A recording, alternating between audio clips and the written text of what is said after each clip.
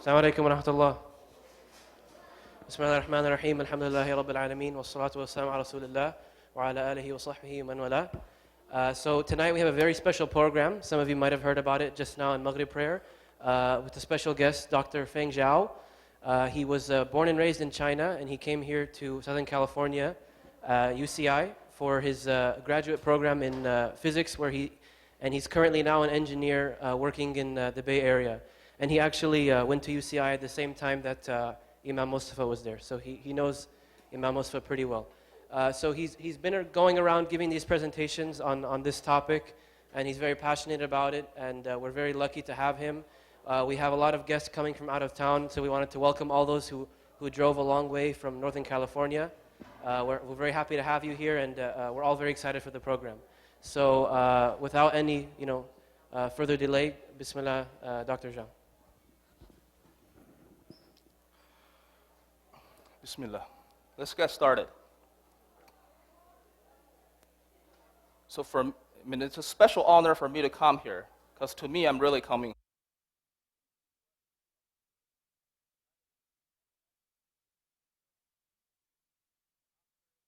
For 7 years, and then I moved to the Bay Area to be an engineer.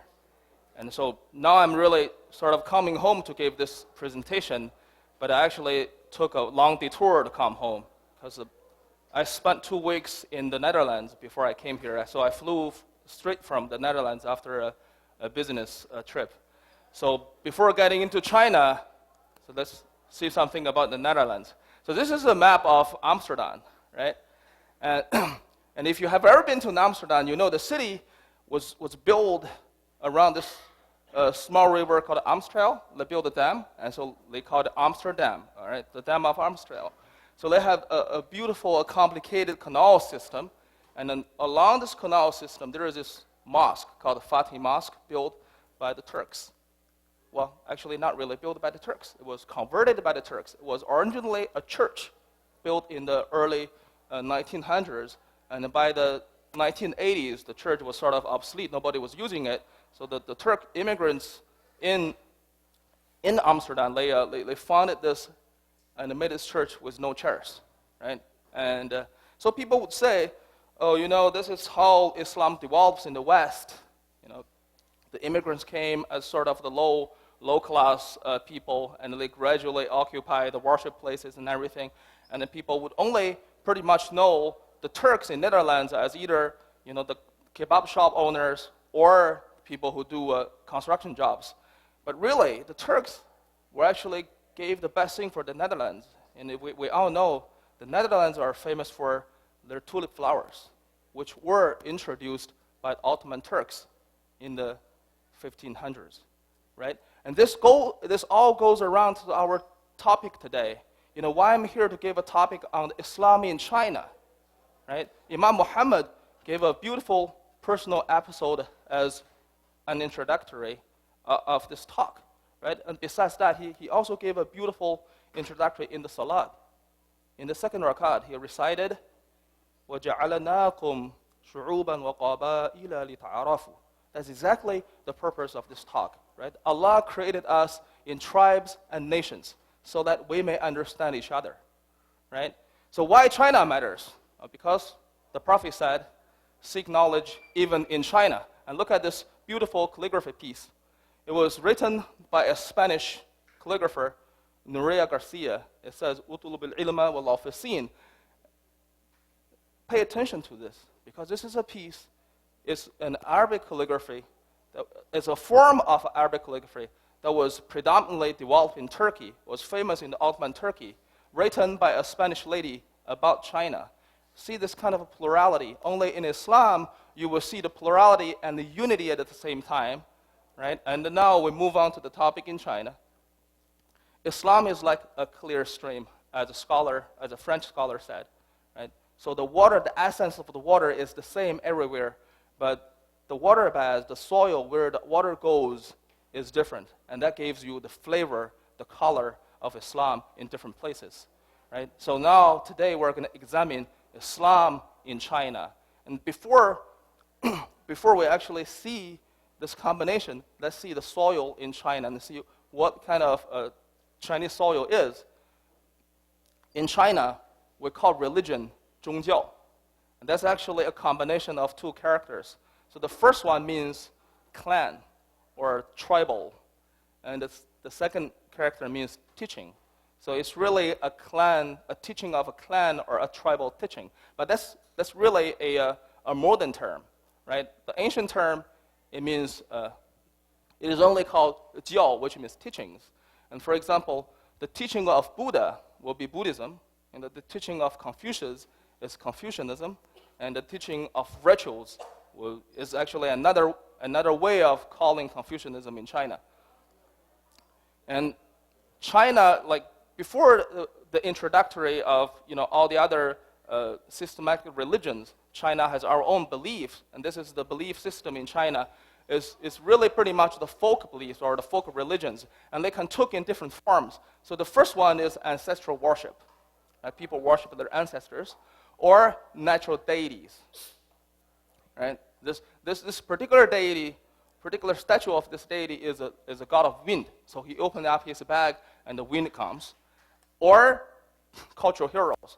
This is a hero in the year of 200 to 300, and then he later was deified as sort of heroic figure throughout China as a god, right? Or totems, like ancient totem. This is the Dragon King. And also, after that, we have this Confucianism, that people follow the teaching of the Confucius. And then we have the introduction of Buddhism from India, which sort of, erase all, which sort of like is the landscape of Chinese belief. Now, pretty much like Buddhism is kind of the Christianity in Europe. It is sort of the foundation of Chinese belief system. Or Taoism. Taoism is kind of a mimic of Buddhism somehow, because there was, after Buddhism was introduced to China, and the Chinese elites didn't really want to follow a foreign way, so they took one form of the folk beliefs, and then they sort of combined it and made it the Taoism. So they made everything just like Buddhism, but it's in a Chinese way. And throughout the history, the emperors actually ruled China using a combination of the three. And so we call it 三教合一, which means the three teachings into one. It combines Confucianism, Buddhism, and Taoism all into together. And this is both authentic, is the orthodoxy in China, and at the same time, it shows a coexistence. And this level of synchronism that brings a new type of culture. It's a syncretism culture in China. For example, who can tell what religious buildings are those?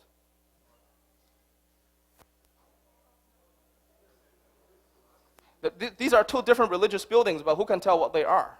I got some waffles from the Netherlands, so I got a bunch of questions. So if you answer them correctly, you'll get the waffles. They're very sweet. So who can tell what they are? Just give a guess.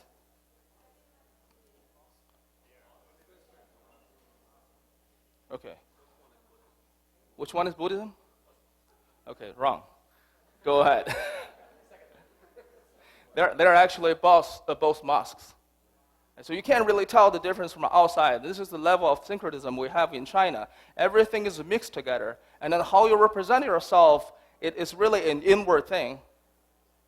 In contemporary China, that's in the ancient China. In contemporary China, religious freedom is under the so-called state atheism, and then the state actually regulates 5 legal religions that has the legal status. Those 5 religions are Taoism, which is the traditional Chinese, and Buddhism, and Protestant Christianity, Catholicism, and Islam.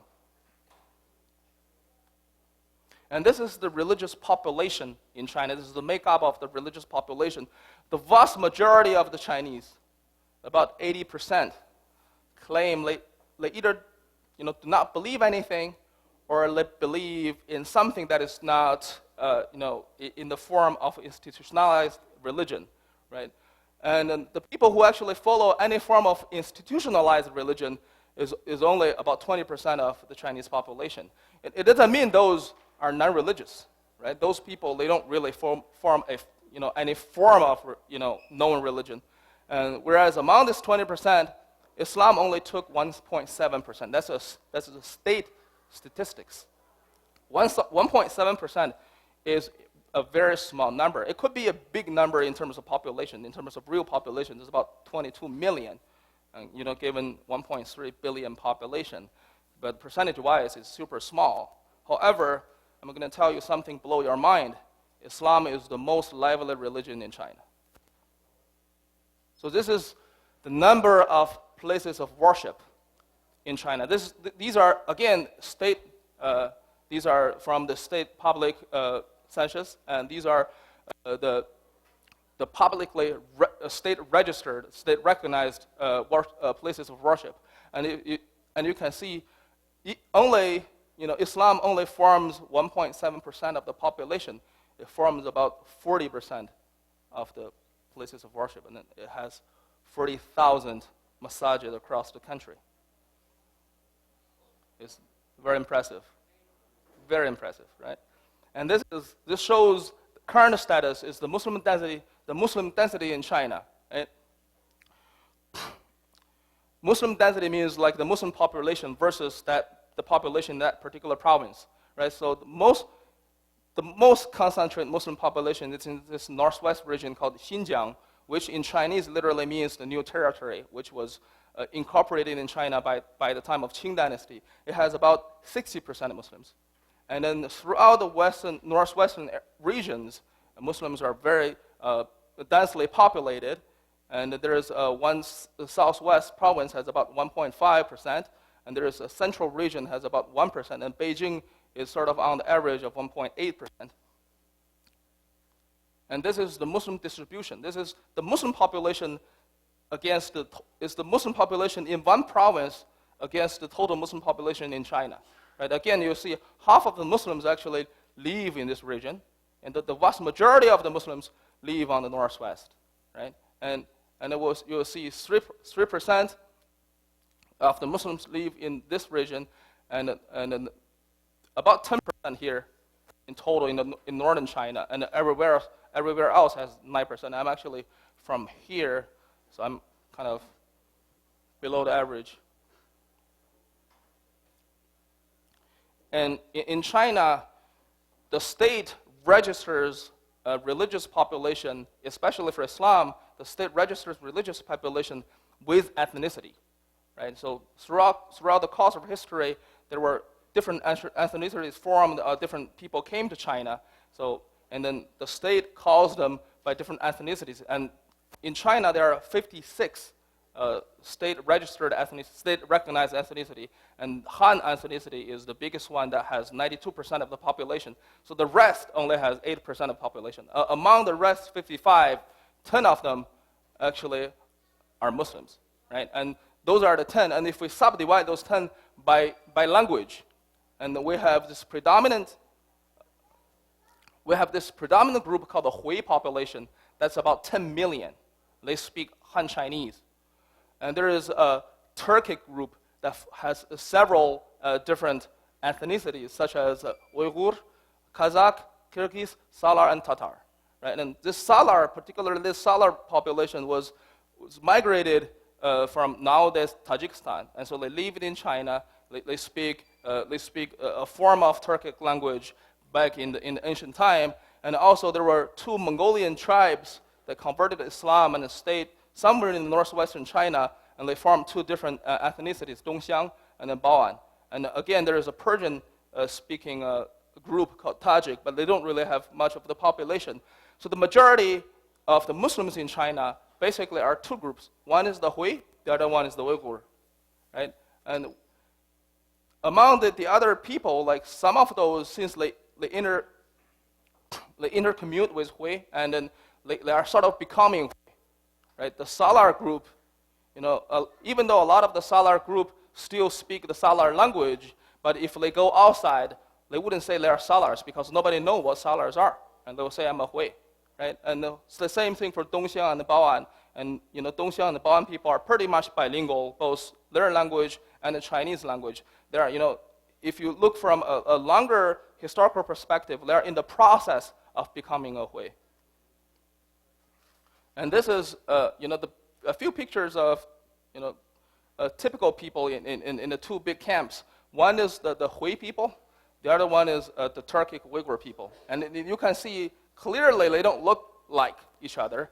The Huis, besides of this religious outwear that you typically wear, then you can tell, they're Muslims. Besides that, the Hui people are just like Chinese. They have slanty eyes, That's what you say. They have slanty eyes. Whereas those Uyghur people, they are Turkic looking, right? So, today I'm going to focus on this group of people, the Hui people, who are Chinese speaking and culturally Chinese, and these are Turkic speaking and culturally Turkic. And you can see their architectural styles are also different. And the top is a Central Asia looking mosque, right? And you can find this one. This is someone in Kashgar, but it's the same thing that you can find, for example, in Uzbekistan. Whereas this architecture is a Hui mosque, and you can typically see this beautiful Chinese looking. And who are the Hui people? When I say Hui people, that also pretty much includes Dongxiang, Bao'an, and Salar, which are sort of in the process of becoming Hui. So they are Chinese speaking and having Islamic faith, right? And they are ethnically indistinguishable from ordinary Han Chinese. A lot of people don't believe so. Even the Hui people, they go like, oh, we have foreign ancestors, but the Han Chinese also have foreign ancestors.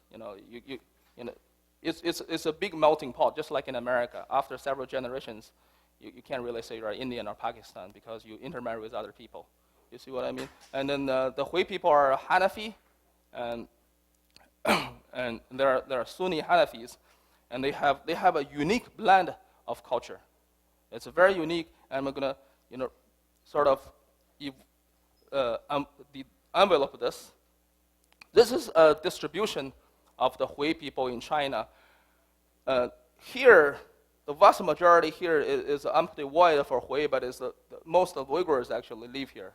So the Hui people live in the northern part of Xinjiang, along the Yellow River, and in central China, in southwestern China, and throughout the northwest. And this is sort of the distribution of Hui people. The Hui people, by the way, only has 1% of the population, like slightly less than 1% of the population. But you will see, as I go, you will see amazingly how those kind of people contribute to Chinese culture. Where did this term Hui that came from, right? Or this term actually came from the other term Uyghur. There is a historical coincidence. So Uyghur was originally a dynasty, a Khanate, around the time of the Tang Dynasty, right? And then the Chinese sources typically transliterate Uyghur into Huihu or Huihe, which the first sound is Hui, right? And originally, the meaning of Huihu or Huihe was basically foreigners from the West, irrelevant of your origin. And this usage has been obsolete. Nobody uses it anymore. And then later on, this particular term became associated with all Muslims. So as long as I say Hui, it means all Muslims, regardless of their origin. And then later on, as time evolves, right, and then it becomes a special ethnicity that is Chinese speaking.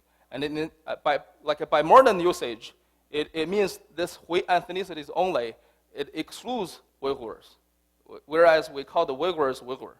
When we say Hui, it really means this group of Chinese-speaking Muslims.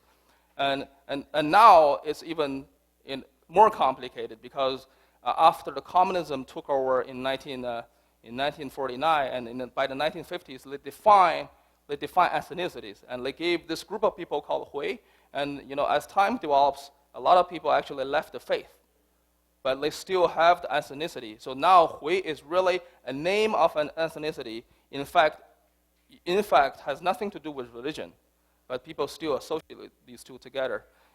But again, the vast majority of the Huis are still Muslims.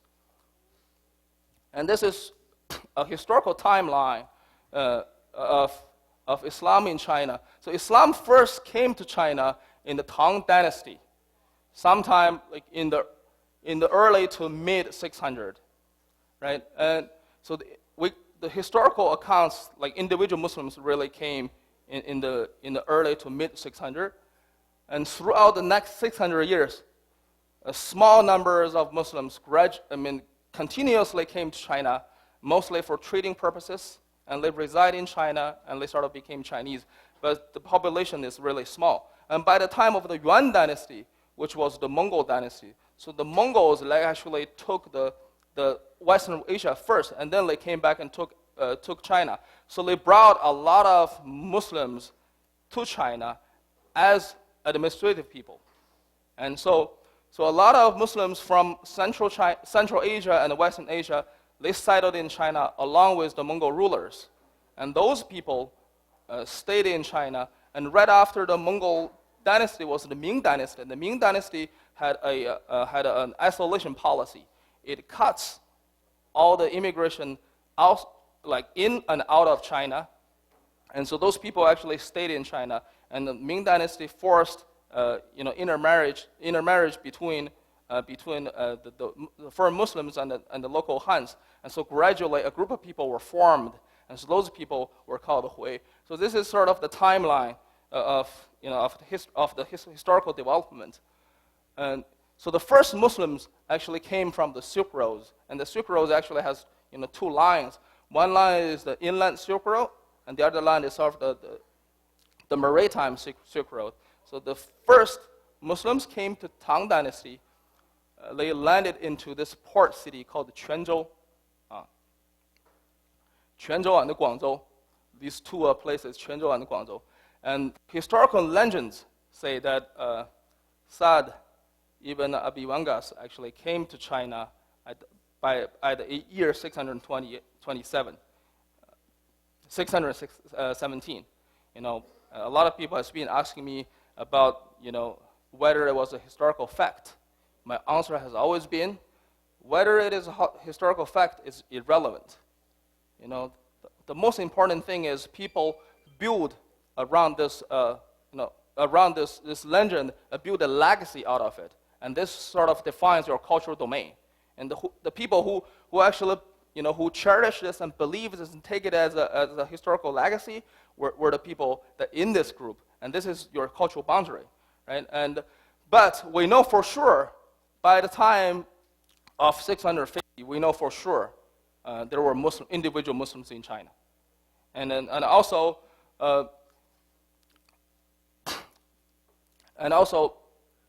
there were multiple Muslims came to China inland, and so they landed in the capital Chang'an of that time. And you will see this is the first mosque ever built in China.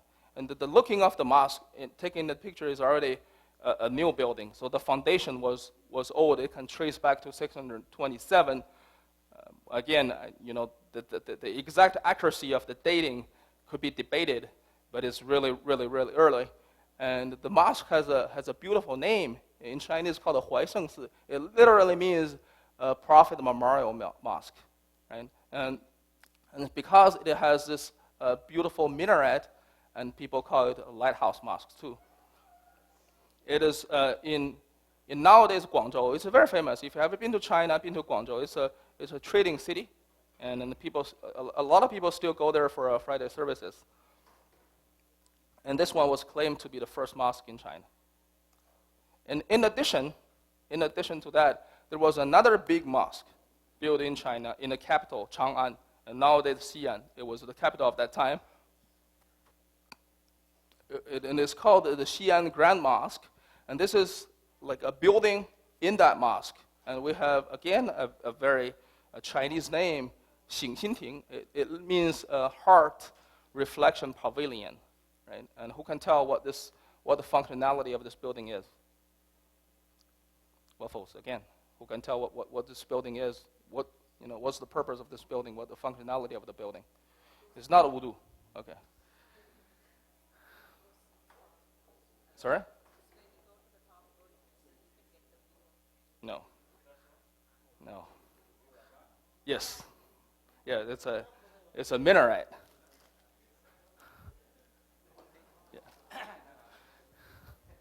Yeah, this is a minaret. But you will see how creative the ancient Muslims in China were, right? So they had all these concepts. They have all these Islamic concepts, but they blended with the Chinese culture. They made this beautiful pavilion. From outside, you can't even tell if it is Buddhism or Islam, but it serves as a minaret. And by the time of Song dynasty, with success, the Tang dynasty, we succeeded the Tang dynasty, Muslim had already been in dominance of the trading. And then pay attention, by this time, the foreign Muslims were still foreign. And they were not culturally or not even politically Chinese. They were still foreign. But since they came in flux, that mostly for trading purposes, so they had been dominant in trading, and especially in the South Port and somewhere in the West. And then by the time of Song dynasty, the most important trading city was already Quanzhou, was not Guangzhou anymore. So the director general of shipping at Quanzhou has always been a Muslim person throughout the dynasty. Right? And then you can see, since Muslims were mostly tradesmen, so they brought stuff that we sometimes didn't even know. So they introduced new stuff to the Chinese culture. For example, the herbology, the different herbal medicines. And we Chinese were known for herbal medicines. The dynasties or the officials, they keep renew and review the herbology canon. By the time of Song dynasty, we renewed throughout the Song dynasty, we renewed the herbology canon twice. We in fact introduced the herbal medicine in the book of Ibn Sina. And this is clearly a contribution of the Muslims. And in addition to herbology, they enriched our taste buds. Right? They introduced a lot of different spices. I'm sure the Indian and Pakistanis here are well known of this. It enriched our taste buds. And for example, black pepper.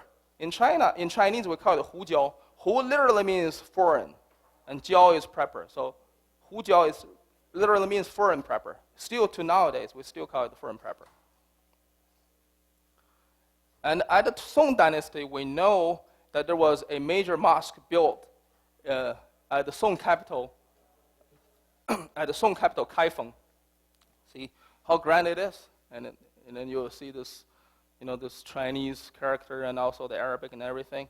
And I'm putting here to emphasize one thing. Throughout day one, Islam came to China not as a marginal culture. Islam came to China right into the hearts, either on the capital or on the major trading ports. And Yuan dynasty, when the Mongols ruled China, that was really the time that Muslim came into China in a huge flux, right? And not only they came to China in big numbers, they had elevated status because Mongols were foreigners.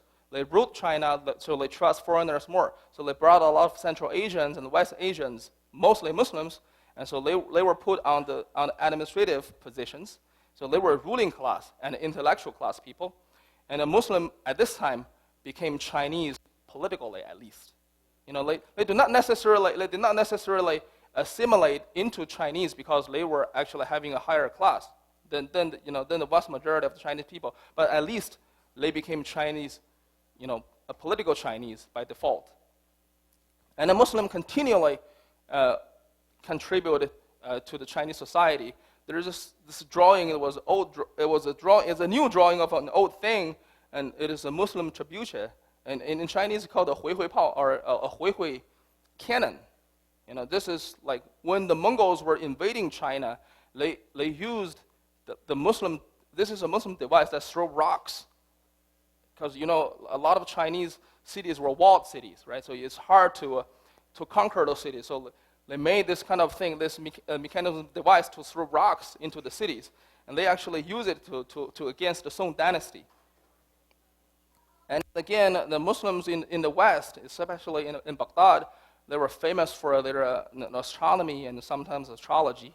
And then they also brought this knowledge in China. This is a drawing to show how the Muslim astronomers in the Yuan court, that helped the Chinese people to revise our own calendars.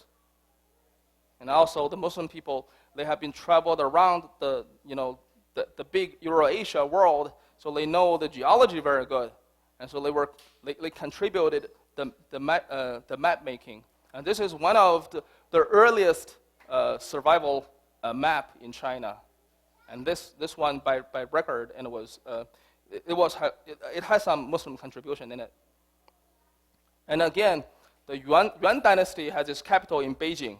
And you'll see, as I said, Muslims were always in the center. And this is a mosque built in Beijing, a New Jie mosque. A lot of people, if you have been to Beijing, I'm sure you have been there. And this was there either in Yuan dynasty or even before Yuan dynasty. And by the time of Ming dynasty was found. Yuan dynasty was actually a very short-lived dynasty. They only ruled China for 90 years. Right? So Ming dynasty was founded by Chinese people in the south. And those Chinese people drove away the Mongols in China. So those Mongols fled back to Mongolia. And so those southern Chinese, they were very conservative because we were ruled by the Mongols for a long time. And so those southern Chinese rulers, they devised a very, very strict ethnic policy. So they emphasize on intermarriage. So every single foreign Muslim has to marry a Chinese person. Right? And it is a forced marriage. And then they cut off the trading. So after the first 50 years, all the port activities were shut. And then to the west, they also cut the immigration. So Ming was actually a very isolated dynasty. But because of this isolation environment, a new group of people were formed, right? Because they have to intermarry, they have to live there and everything. And by this time, Muslims became ethnically Chinese and culturally Chinese. And this is the formation of the Hui people, where the Hui people came. The term, as I explained, had existed for a long time. It was originally meant foreigners, and then Muslims only, and by this time, it meant Chinese-speaking Muslims only. Right? So the formation of Hui people, they have a diverse ancestry. It could be Arab, Persian, Turk, from Central East, West Asia, and with a lot of converted, Islamized Christians and Jews. And there were forced intermarriage, which has a lot of Han converts. Right? In this huge umbrella, here comes the Hui people. Right? The Hui people, throughout the course of history, the indigenization process removed the foreignness. After just a few generations, everybody is Chinese and only spoke Chinese, right? And they forgot their ancestral language. And they are, at this point, ethnically and linguistically indifferent from any other ordinary Han Chinese. And for example, they took the first step was they took the Chinese last names, and you can see how they did it. Immigrants Muhammad, Mahmud, and Mustafa, their descendants decided to call themselves Ma. Right? And that became the famous Muslim Chinese last name in China. And then, likewise, Ali, Amin, and Abdullah, their descendants became I. Right? But it is not always true that multiple Arabic names always decline into one Chinese name. Some of them can be very productive, like this one. Nasuruddin, 4 Chinese last names were generated from Nasuruddin. So this particular person has 4 sons. So each of his sons took one syllable of his name, and it became Nasuruddin. And we have a professor here, he's a Professor La, and he claimed to be I'm sure he is the descendant of the direct line of this famous person. And we can look at a particular case. We have a very famous case, and then let's do some case study. This southwestern province called Yunnan, which has a beautiful name in Chinese. In Chinese, it means south of the clouds. Right? And by the name, it wasn't Chinese before, because it was south of the clouds. You can't reach the clouds. You can't even reach south of the clouds. So it wasn't Chinese before. But by the time of the Mongols came, they took over this place. And this place became Chinese and registered and regulated by Chinese. But the Mongols, since, as I said, they put all the foreign people as administrative level people. So the first governor of this place was actually from Bukhara. And his name was Sayyid Shamsuddin. And his descendants, his sons and descendants, became Sai and Shan, two different last names.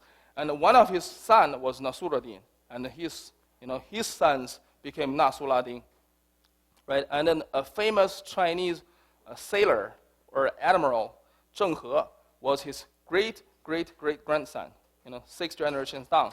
And he is already Chinese. He was a famous admiral in China in the Ming Dynasty, in the early Ming Dynasty. He made 7 far-reaching ocean voyages throughout Indian Ocean extensively. And this is the route of one of his 7 voyages. And he did this 70 years before Da Gama and Columbus. And he had the largest fleet ever known to the world before Industrial Revolution. And if you see, this is the same ratio replica of Zheng He's boat. Oops. This is the same ratio replica of the Zheng He's treasure boat, the big one, and that of Columbus. And you can see the Columbus, compared to Zheng He's boat, is just like a toy. It's like a small toy. Right? And not only, he goes around in Southeast Asia. Some people in Indonesia even claim him, Zheng He, to be, the founder of Islam in Indonesia. He was sort of introduced Islam to this new land. He did this in early 1400s. And not only that, he actually contributed, he left a cultural mark, cultural imprint.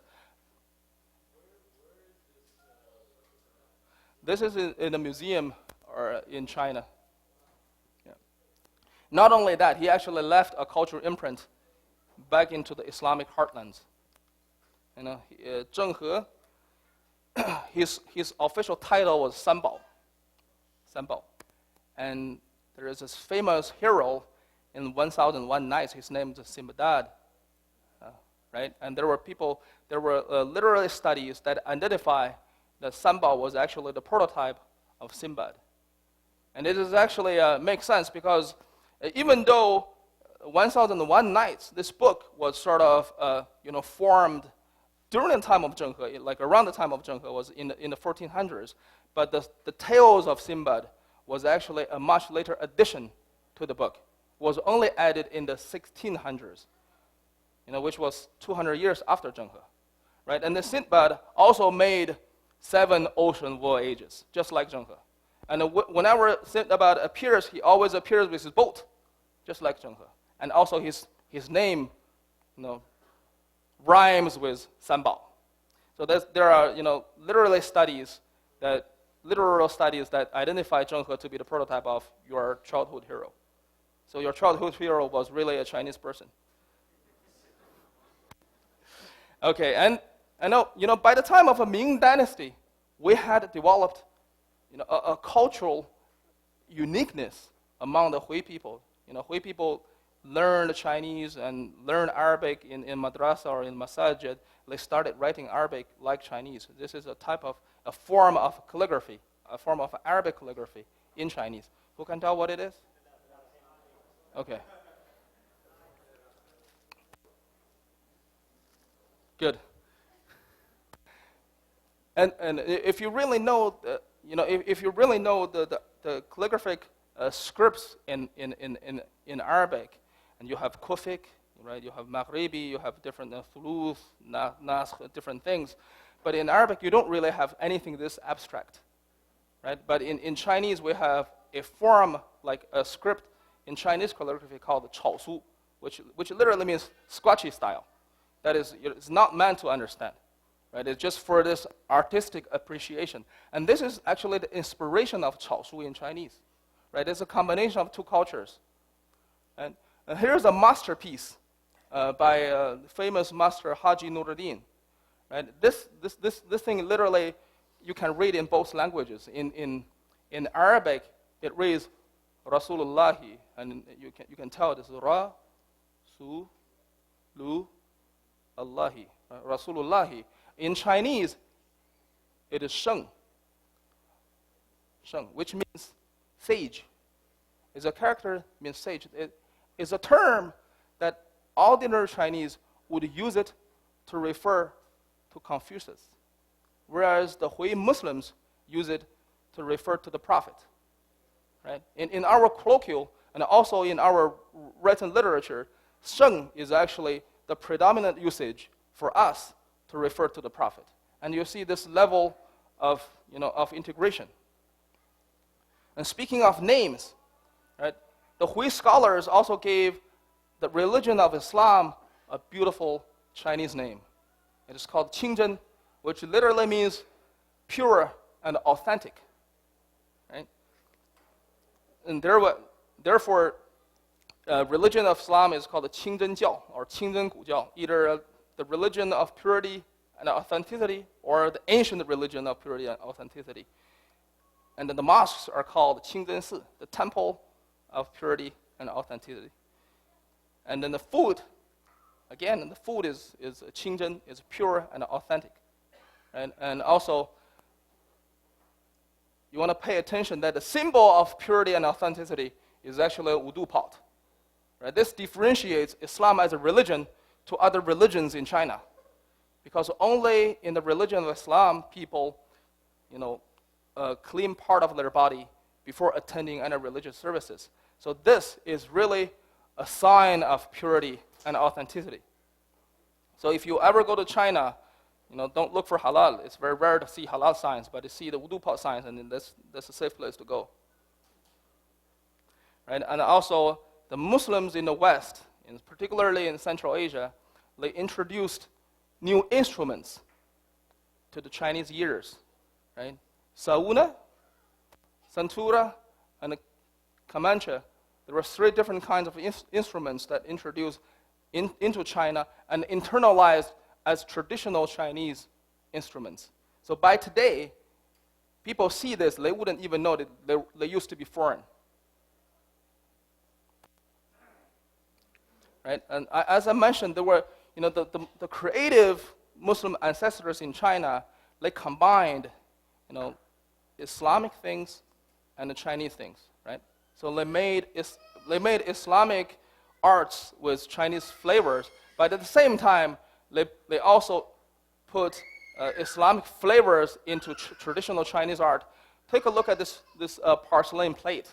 Right? This porcelain plate has a beautiful lotus motif. It's a circled, beautiful lotus motif.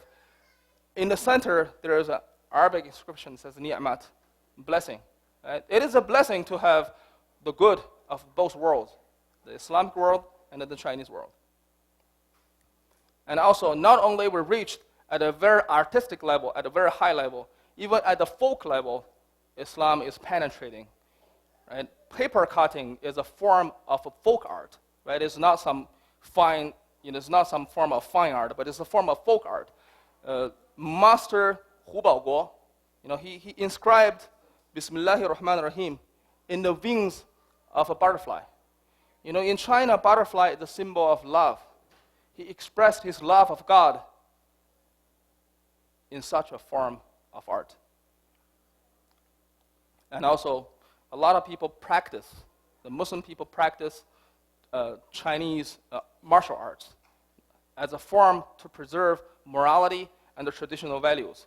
And the Chinese martial art of the Muslim styles, a lot of the movements and postures were inspired by religious symbols and the rituals.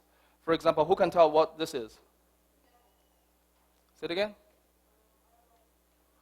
This particular posture is a religious symbol in China. Go ahead. No.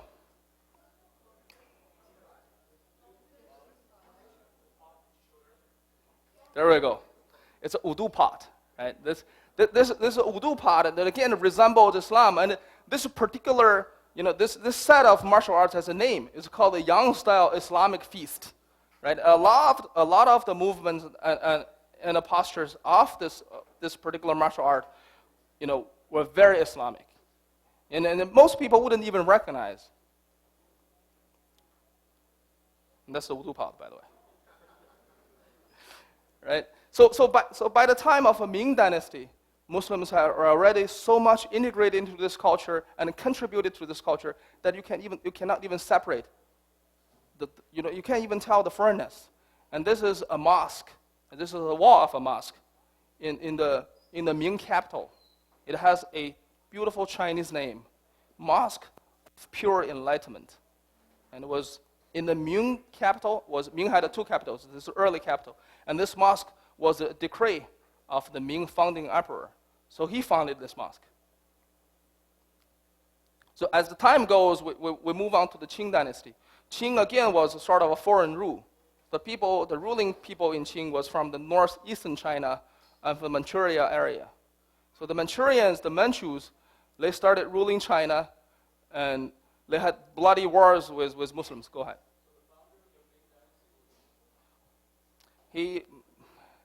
Some people say like the founder of the founding family of Ming dynasty had some Muslim background. That may or may not be historical fact, and then people have debates. But it was a fact that his supporting troops, a lot of the generals in his supporting troops were Muslims, recorded Muslims. And then the empress, his wife, was a Muslim, was a known Muslim. So he founded actually two major mosques in his reign. And at the time of Qing dynasty, Muslims had been so Chinese that they did some things that blow people's mind. Okay, sorry, I went too fast. Right? So by Ming dynasty, we're culturally Chinese. By the time of Qing dynasty, there were a widespread of mosque buildings. So most of the traditional mosques we see nowadays in China were built in this time, like during this time. And also, Muslims formed a Muslim scholarship. Not only we were culturally Chinese, we're intellectually Chinese. We were scholarly Chinese. We have built a Muslim scholarship, and it's called the Nanjing School of Thoughts. And then Sufism actually came from Central Asia, and it started playing a big role in China by this time. And there were Muslims rebellions against the Qing rule. And we'll go through this one by one. And then the first thing is we had a scholarship, and this scholarship had a combination of two languages. It's called a Han Kitab, because by the time of late Ming and early Qing, a lot of Chinese Muslim scholars started writing Islamic philosophy in Chinese. And this was the first time ever in the world Islam was expressed in a non-Islamic language. Now, before that, Islamic language was Arabic, and then Persian became Islam. The language itself became Islamic, and then it was highly influenced by Arabic, and so did Turkish. Right? Turkish language became Islamic. It was the first time that Islamic was literally described and explained in an entirely foreign concept in Chinese. And this shows a syncretism of Eastern and Western thought. And this school was actually formed in the early in the Ming capital Nanjing, and so people call it the Nanjing School of Thought. And there are two major figures. One is Wang Daiyu. So he wrote several books, and these are two examples of his books: Exegesis of the True Teaching and Great Learning of Islam. So what he did, he likened the 5 pillars of Islam with the 5 virtues of Confucianism, and he argues the follows. So there are 5 virtues in Confucianism, which are 仁义礼智信, which means humanness, righteousness, virtues, wisdom, and faithfulness. And he says Islam says exactly about these 5 things, which are faith, charity, prayer, fasting, and pilgrimage. Right? Unless you have faith, you won't have the true humanness. Right? And the charity, charity is the outermost form of righteousness, because you're not only treat your parents or your relatives good, you are treating other people that are not even related to you good, right? And the prayer is definitely a form of rituals, and the fasting is a wisdom. People often say, "Oh, I'm so sick, I can't really fast. I'm weak." But again, fasting is beneficial to your health. So fasting is a wisdom. And again, in China, pilgrimage is the highest virtue of being faithful, right? Because think of China, you have to make 2-3 years journey to Mecca, and the fate of this particular pilgrim is uncertain. He may or may not come back, right? So this is the outermost form of faithfulness. So Wang Dayu argued. He said, the 5 pillars of Islam are the materialization of the 5 virtues of Confucianism. Because Confucianism, 5 virtues are only just concepts, whereas Islam put these 5 concepts into actions. Right? These are the materialization of the 5 virtues. And also Liu Zhi, he wrote a bunch of books. Those are 2 examples of his books. And he argued, he made a systematical analysis between Confucianism and Islam. And he argued Islam, resembles everything that Confucianism teaches, and it also takes a higher form of it. This is the approach of the Chinese Muslims in late Ming Dynasty and early Qing Dynasty. So we really had a very high level of scholarship. And along with that, Muslims in China created something that did not exist either in the Islamic land or in Chinese land. That is women's scholarship. Right? Particularly in central China, in the province of Henan, there was a flourish of women mosques. And along with the women mosques, there were female imams. Right? This kind of things did not exist in the Islamic world, nor in Chinese world, because traditionally in China, girls were not educated. Right? Whereas after combining these 2 things, people started, educating women in a very serious way. Not only we were educating women were actually taking leadership, and also have their own institutions. And the Qing Dynasty were actually a foreign rule. So when the Manchus came, most of the Han people subdued. So they became the subjects of the Manchus. But for some reason, the Hui people were actually against the Manchus in a big time. And there were several Hui-led rebellions in the late 1800s. This is actually an act of being Chinese. Reflect upon this, right? When the foreigners came, most of the Han Chinese, they go like, fine, root us, no problem. Whereas the Hui Chinese go, no, you can't root Chinese because you guys are foreigners. The fact these guys were rebelled against the Qing rule was an action of being Chinese. It was an act of being Chinese. But unfortunately, most of those rebellions were ended in bloodshed. There were major massacres, and a lot of Muslims were being killed. And then a group of people actually left China. They went all the way to nowadays Kazakhstan and Kyrgyzstan. And then they lived there, and they became like a unique group of people over there in their lands. They are Chinese-speaking, having Islamic faith, and they reside in nowadays Kazakhstan and Kyrgyzstan. They preserved this dual identity of being both Muslims and Chinese, even outside of China. And they have existed for over 150 years. And similarly, there were, in southwestern China, in Yunnan province, there were also rebellions against the Qing dynasty. And after the rebellion failed, they again went for Burma and Thailand. And they formed a special group of people over there called the Pantai people in Burma and Thailand. Again, they preserved this dual identity, being a Muslim and a Chinese at the same time. And they actually had a harder time than the Donghan people, because they actually went to lands that were not even Muslim.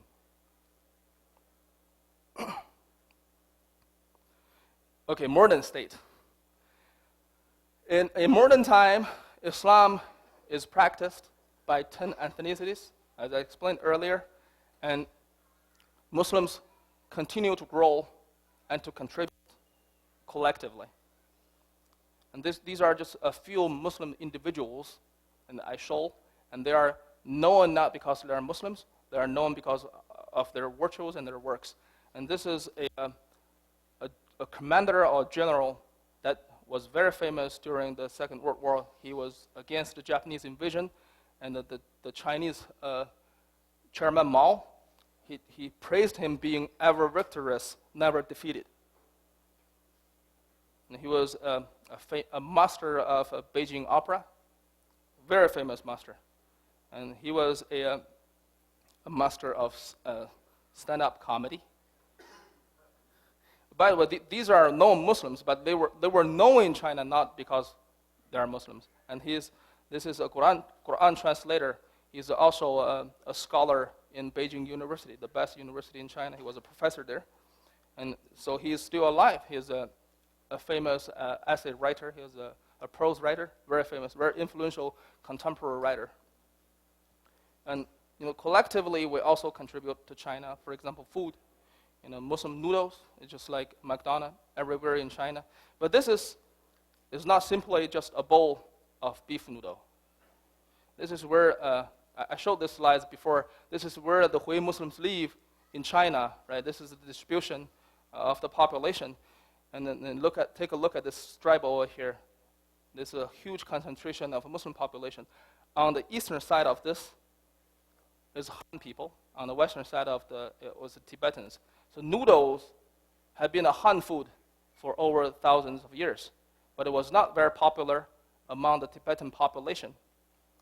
And Tibetan yak meat, is a kind of beef, was a Tibetan favorite, but Han people didn't really like it. And it were the Muslims who live on the crossroads, the Hui Muslims, that combined the noodles and the beef into a bowl of beef noodle. And the beef noodles are so popular in China now, they're just like McDonald's. And if you go to China, you will see the predominance of this fast food. But this is not just fast food.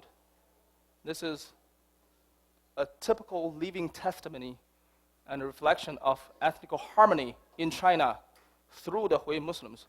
Because of Muslims, these two groups of people started talking.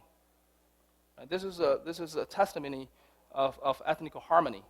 And not only just noodles, right? Not only just in the northwest. Hot pot had been a Mongolian and a Manchurian food for centuries. But it didn't reach a popularity among the Han Chinese. It were, again, the Hui Muslims opened up some restaurants here and there, made it so famous, was kind of a number one Chinese dish in China. And now everybody loves it. And again, this is a Muslim contribution. And this is from like the northeast. And this is an Eid prayer in China. There's a massive Eid prayer in Xining, and you can see the roads were blocked. And this is the Eid prayer of the Uyghurs in Xinjiang. Again, very impressive view. People leaving for Hajj. And in China, we have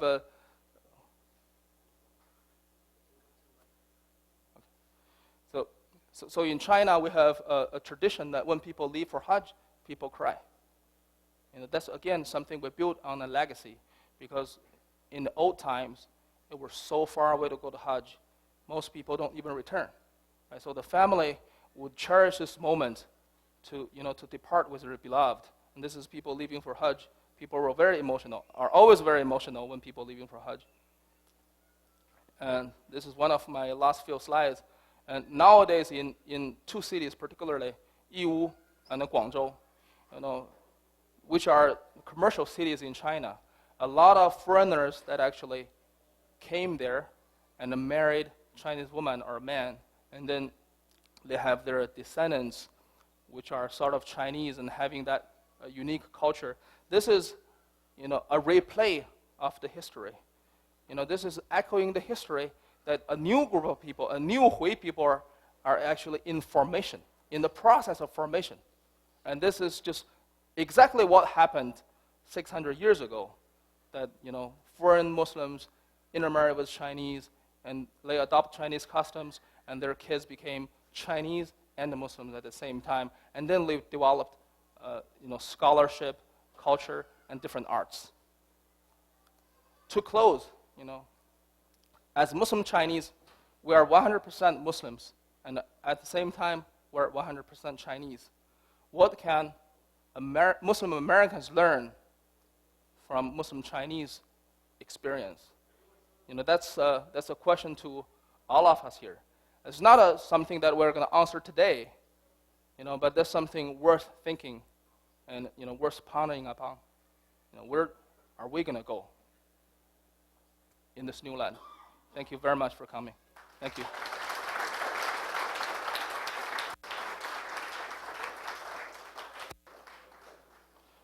Any questions? Please. I live in the United States. I live in Northern California. Yeah. Yeah, yeah.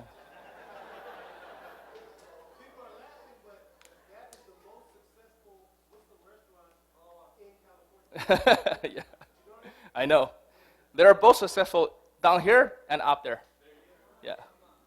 Please. Sorry?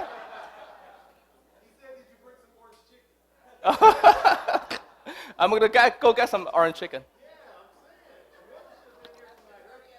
Please. Sorry? I can't hear you. I don't think so. I don't think so. Please.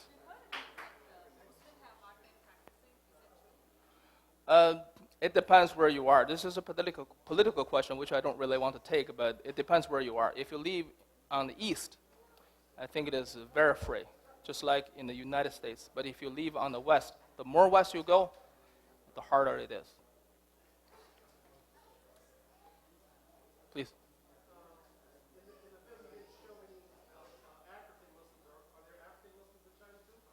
Yeah, there are a lot. Like nowadays, yes, there are a lot. They're from both Africa. Yeah, all over Africa. Yeah.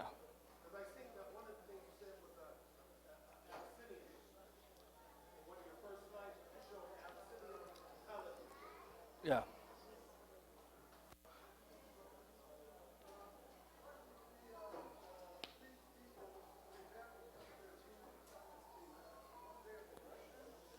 Sorry?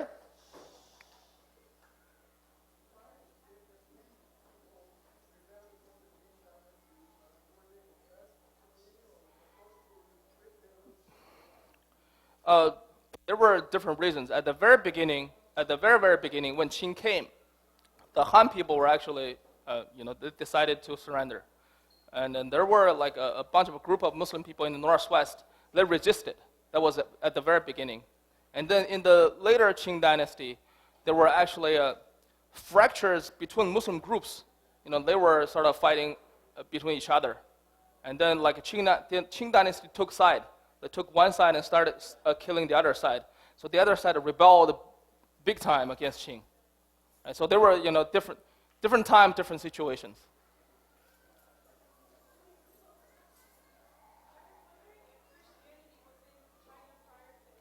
Yes, yes. It's both Christianity and Judaism actually came to China. Christianity came to China much earlier, but it was only one form of Christianity. Predominantly, it was the Nestorian Christianity, and they sort of dissolved into Islam. Same as Judaism. Judaism, they came to China. We call them blue-hat Huihui. Was originally they didn't really mean Huihui, blue-hat Muslims. At some point, Huihui means all foreigners. They were like blue-hat foreigners because they wear blue hats. But because of their similar dietary rules and similar cultural practices, and then once they lost their rabbis, they became absorbed by the Muslim people. And then there are people in Kaifeng nowadays. They knew that their ancestors were Jews, but there are Muslims now.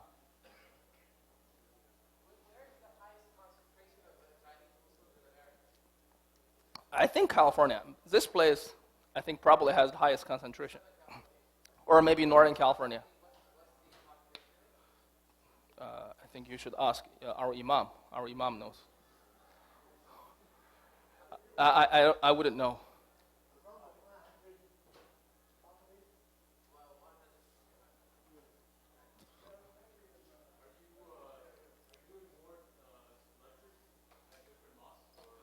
I started doing this, so I don't know how this is going to go.